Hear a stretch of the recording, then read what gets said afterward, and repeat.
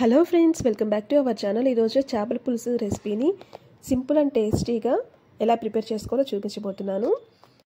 ఈ టిప్స్తో చేపల పులుసు రెసిపీ ఎటువంటి బ్యాడ్ స్మెల్ లేకుండా చాలా టేస్టీగా ప్రిపేర్ చేసుకోవచ్చు. దీనికోసం ముందుగా నేను ఇక్కడ 1 kg వరకు లైవ్ ఫిష్ని తీసుకున్నాను.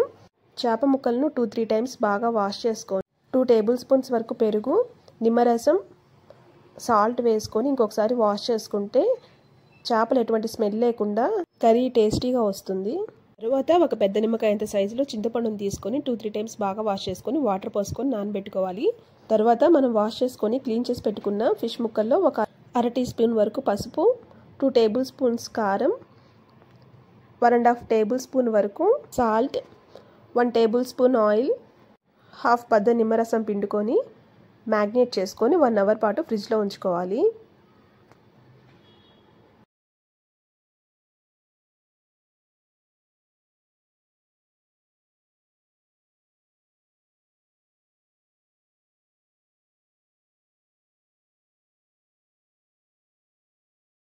తర్వాత ఒక ప్యాన్ పెట్టుకొని 2-3 టేబుల్ స్పూన్స్ వరకు ఆయిల్ వేసుకొని 1 టేబుల్ స్పూన్ అల్లం వెల్లుల్లి పేస్ట్ వేసుకొని ఒక కట్ చేసి పెట్టుకున్న ఆనియన్ కూడా వేసుకొని ఆనియన్స్ గోల్డెన్ బ్రౌన్ కలర్ వచ్చేంత వరకు ఫ్రై చేసుకోవాలి. తర్వాత నేను ఇక్కడ 3 టమోటాస్ వరకు తీసుకొని ఇలా ప్యూరీలా చేసుకొని వేసుకున్నాను.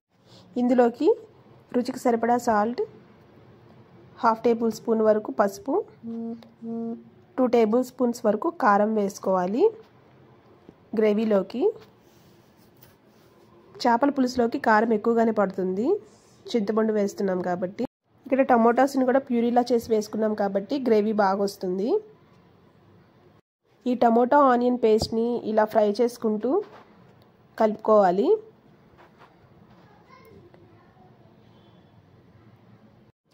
ఇలా ఆనియన్ టమోటా బాగా ఉడికిన తర్వాత ఇందులోకి ఒక 2 రెబ్బలు కరివేపాకును కూడా వేసుకొని మనం ముందుగా నానబెట్టుకొని ఉంచుకున్న చింతపండును కూడా ఇందులో వేసుకొని కలుపుకోవాలి.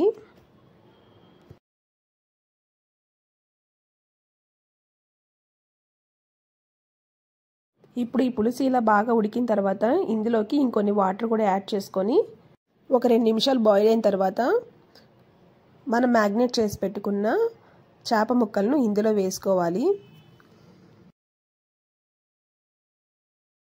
ఇలా చేప ముక్కలను 1 by 1 వేసుకొని లో ఫ్లేమ్లో ఉడికించుకోవాలి.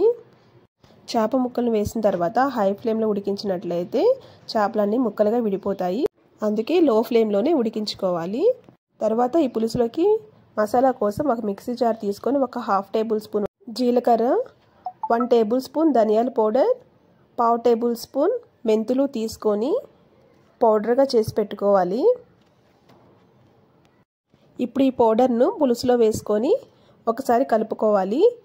చేప ముక్కల్లోకి గరిటె పెట్టి తిప్పకుండా బౌల్ని కదిలించుకుంటూ తిప్పుకోవాలి. అలా అయితే ముక్కలు విరిగిపోకుండా ఉంటాయి. తర్వాత కొంచెం కొత్తిమీర వేసుకొని 1 నిమిషం ఉంచి స్టవ్ ఆఫ్ చేసుకోవడమే. అంతే అండి, చేపల పులుసు రెసిపీ రెడీ అయింది. టేస్ట్ చాలా బాగుంది. చేపల పులుసుని ఈ విధంగా ఒకసారి ప్రిపేర్ చేసుకుంటే మళ్ళీ ఇలాగే చేసుకుంటారు, అంత టేస్టీగా వస్తుంది. ఈ చేపల పులుసు రెసిపీ 2 days వరకు కూడా చాలా టేస్టీగా ఉంటుంది. సెకండ్ డేకి టేస్ట్ ఇంకా బాగుంటుంది. Thank you for watching this video friends.